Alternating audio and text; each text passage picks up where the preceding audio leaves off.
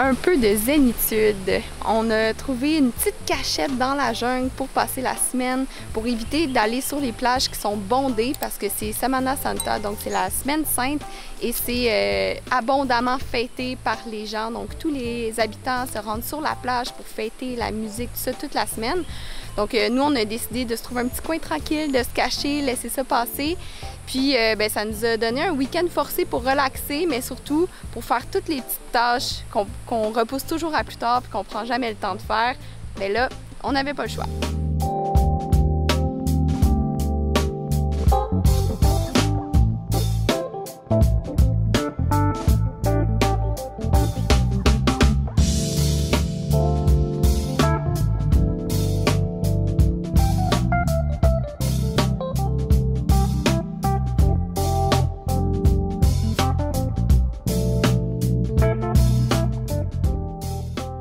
Puis là, il est midi, on avait besoin d'un petit rafraîchissement après avoir fini toutes nos tâches, fait qu'on s'en vient se baigner dans la rivière qui est juste à côté de notre campement. Puis d'ailleurs, comment vous trouvez mon nouveau look? Écrivez-moi un commentaire, j'ai hâte de vous lire.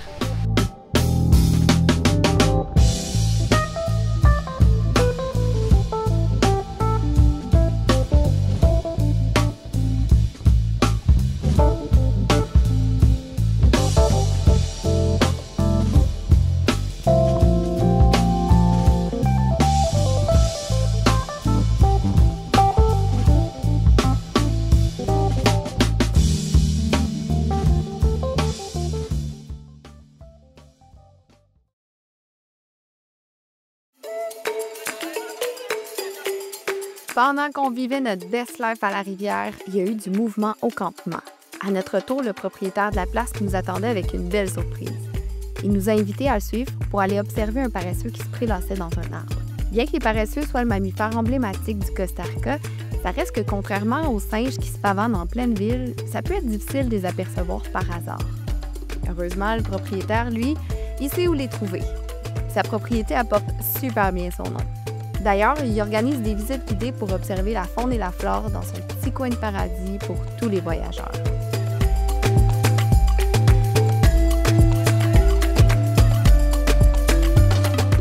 La semaine sainte est officiellement terminée, alors on sort de notre petit coin de paradis, loin de la foule et de la folie, pour reprendre la route direction Cahuita.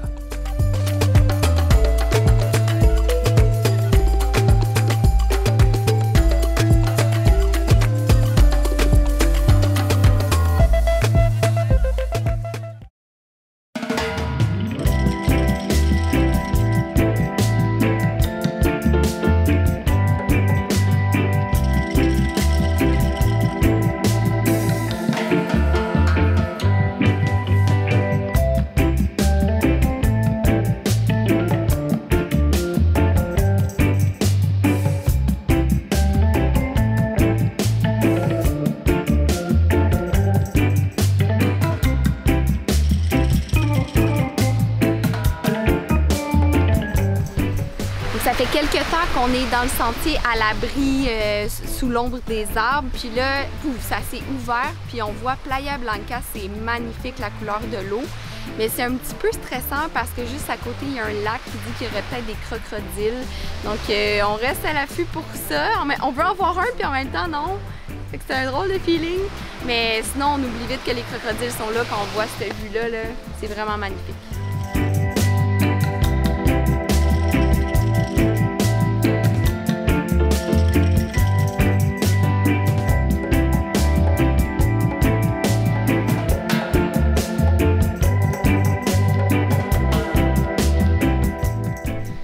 Chaque fois qu'on entend un petit crépitement ou qu'on entend quelque chose bouger dans le bois, on s'arrête, on essaie d'être attentif pour voir si on verrait pas des animaux.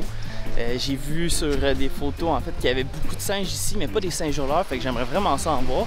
Mais à date, tout ce qu'on voit quand on entend des bruits dans le bois, c'est parce que c'est des feuilles qui ont tombé. Puis là, ce qu'on a vu à date, là, c'est des ratons laveurs, fait que rien de nouveau.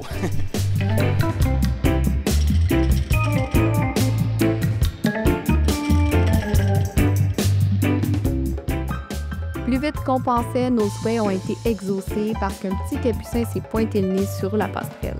Et il est passé à quelques centimètres de nous. Il n'était absolument pas craintif. En Amérique, il existe au moins 28 espèces de capucins. bien que les populations ne soient pas menacées, la déforestation reste un enjeu assez important qui a des répercussions sur leur habitat naturel.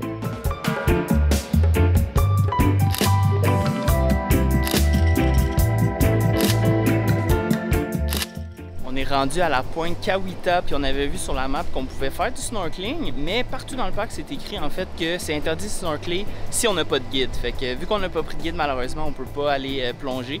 Mais j'ai pris des shots de drone, c'est malade, l'eau est crystal clear. Tu vois au travers, c'est transparent en fou. Puis je suis quand même content parce qu'on a vu finalement quelques petits animaux. On a vu des singes capucins qu'on n'avait pas encore vu. On a vu beaucoup de singes hurleurs depuis qu'on est au Costa Rica, mais ce type de singe-là, pas vraiment. Puis là, j'étais un petit peu déçu par exemple. C'était nice, le singe venait vraiment proche, mais clairement, ils n'ont pas peur des humains. Puis c'est probablement parce qu'il y a des gens qui les nourrissent. Donc c'est un petit peu le côté négatif de tout ça. Mais sinon, beau parc, je vous recommande vraiment de venir ici. Puis là, on s'en retourne. J'espère qu'on va voir peut-être des serpents, hein Marie-Lou? On espère puis on espère pas. Marie-Lou, elle l'espère pas, mais on va retourner. Puis si on trouve des serpents, on va vous montrer ça.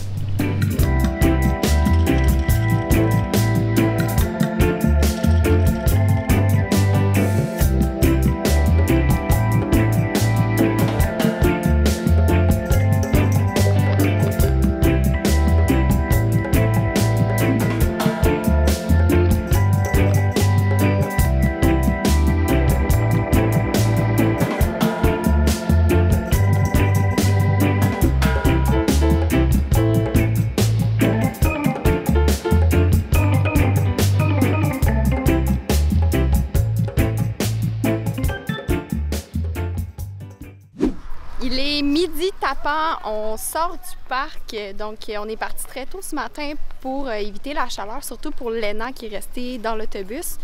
Mais finalement, ça s'est avéré être une bonne décision parce que vers 11 h environ, on a commencé à croiser beaucoup de touristes dans le parc. Donc, si j'ai un conseil à vous donner, allez-y le plus tôt possible, il fait un peu moins chaud. Puis en plus, bien, vous avez le temps de regarder les animaux dans la quiétude du matin avant qu'il y ait des attroupements de touristes qui veulent tous prendre la meilleure photo, puis même toucher aux animaux. Donc voilà, c'était mieux le matin. Puis là, ben, on se dirige vers l'autobus retrouver notre belle Lena. Cet après-midi, on chill à la Playa Negra. Puis ce soir, on va avoir un petit live band au Reggae Bar. Dans le fond, on s'est stationné au Reggae Bar pour toute la semaine pour dormir là. Donc ça se passe chez nous à soir.